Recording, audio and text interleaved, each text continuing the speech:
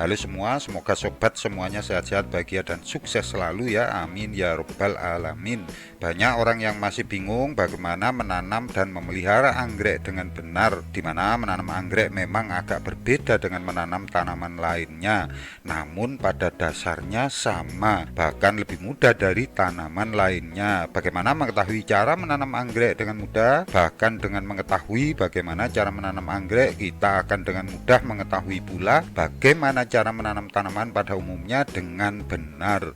Kita bisa mengetahui bagaimana menentukan kondisi lingkungan pertumbuhan, media tanam, pemupukan maupun pemeliharaan lainnya yang tepat. Kok bisa ya? Bagaimana caranya? Untuk itu jangan skip videonya ya, agar sobat memahaminya dengan baik.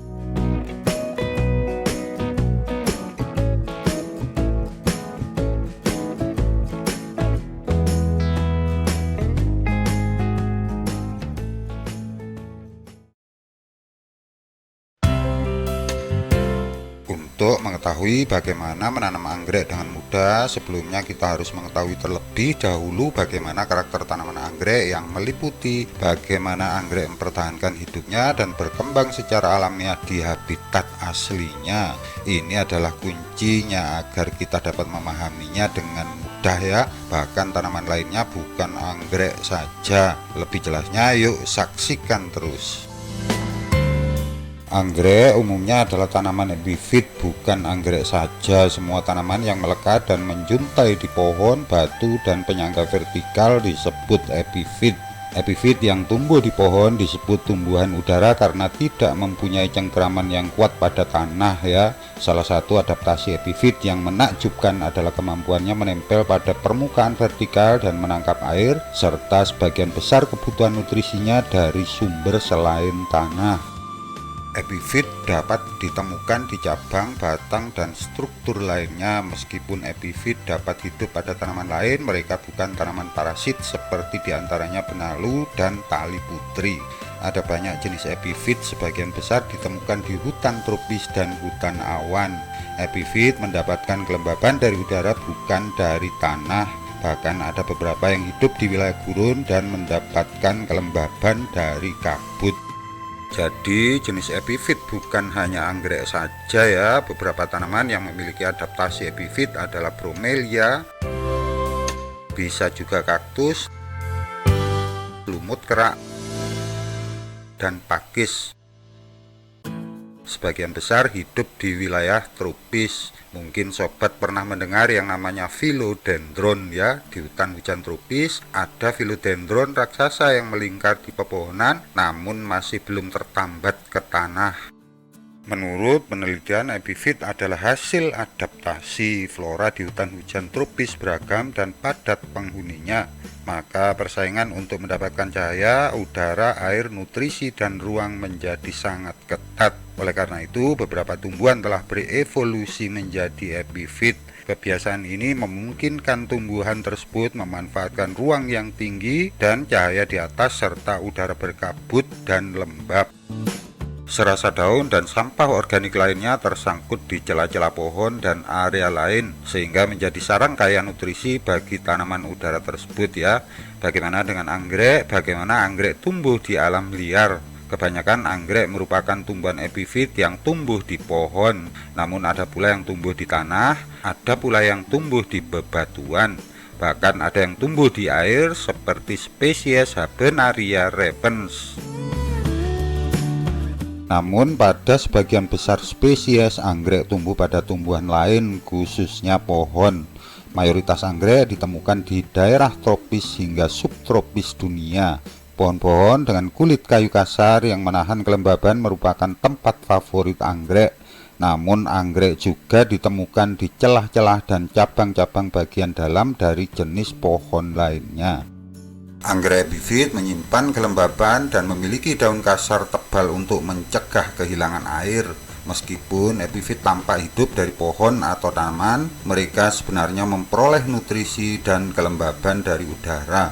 Berbeda dengan parasit, epifit dapat sepenuhnya mandiri, lepas dari tanah sebagai penyangga dan penyedia hara bagi kehidupannya maupun dari hara yang disediakan tumbuhan lain ya.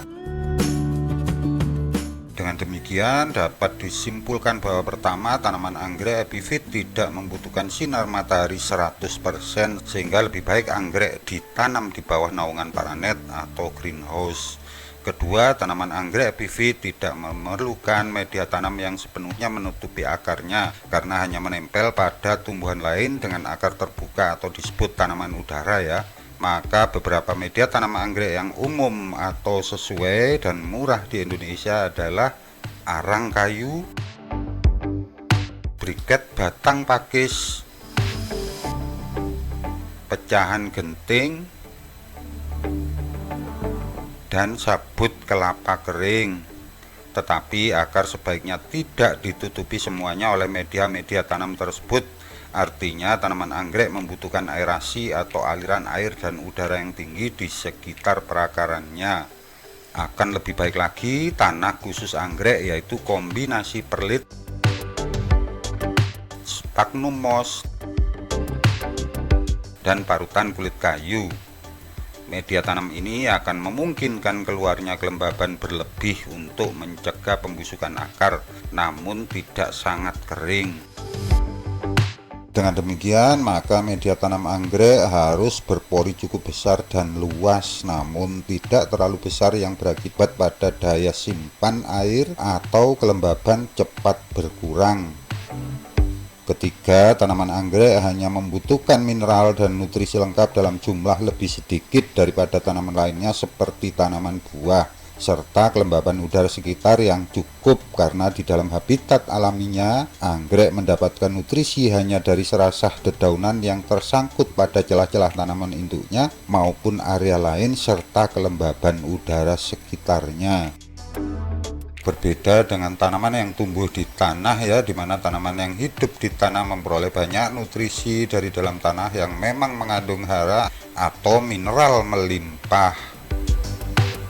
Berhati-hatilah untuk tidak menyiram tanaman epifit secara berlebihan karena tanaman tersebut memperoleh kebutuhan kelembabannya dari udara. Kondisi lembab seringkali menyediakan semua kelembaban yang dibutuhkan tanaman tersebut. Akan lebih baik kita semprotkan air secara otomatis dengan pompa, selang, dan nozzle yang diatur timer di sekitar tanaman anggrek maupun epifit lainnya. Atau dapat juga meletakkan pot di piring batu berisi air ya.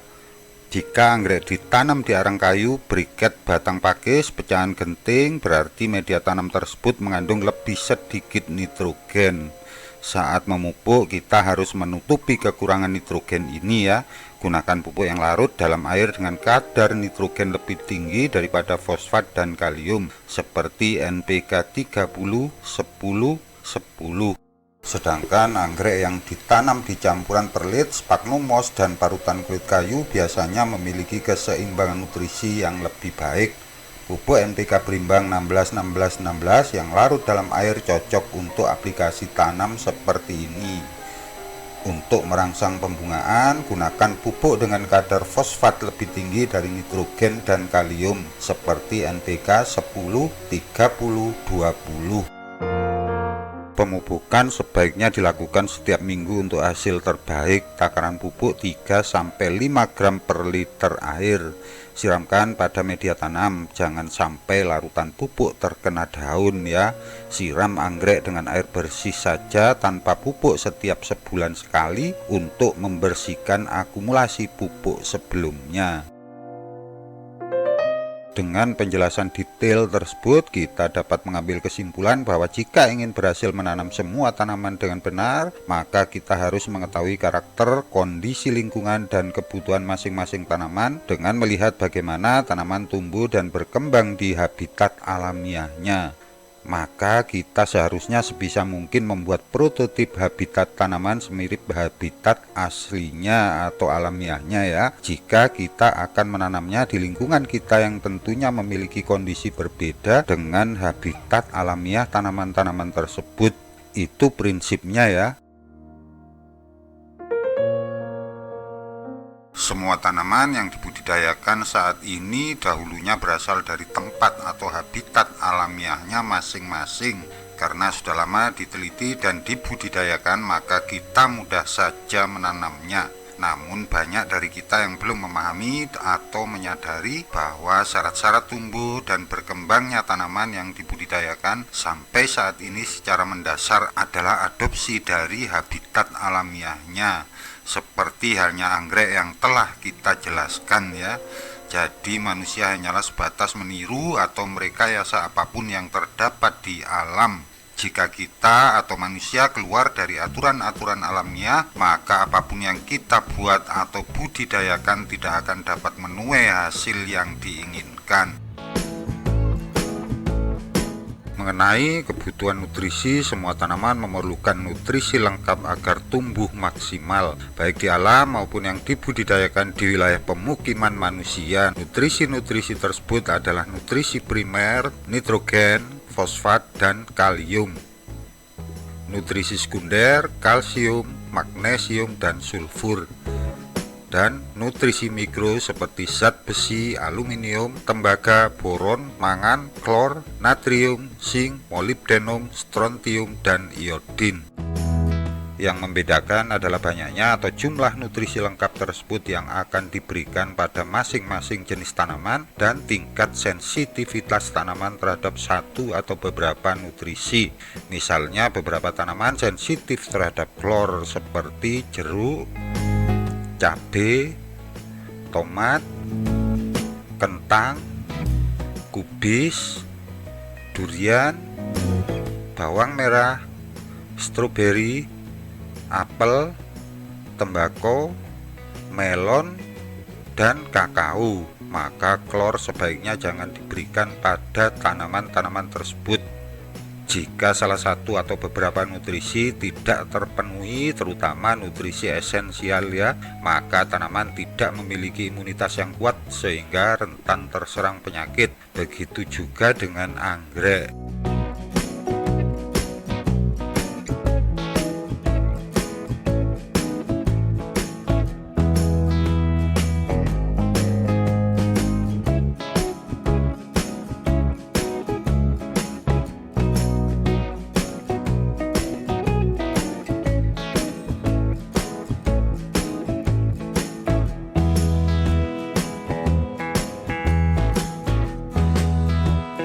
Oke semuanya, demikian video kali ini ya, semoga bermanfaat. Jangan lupa subscribe, like, komentar, ataupun share ya, dan nyalakan lonceng notifikasinya agar tidak ketinggalan update video-video terbaru dari channel tutorial berkebun ideal.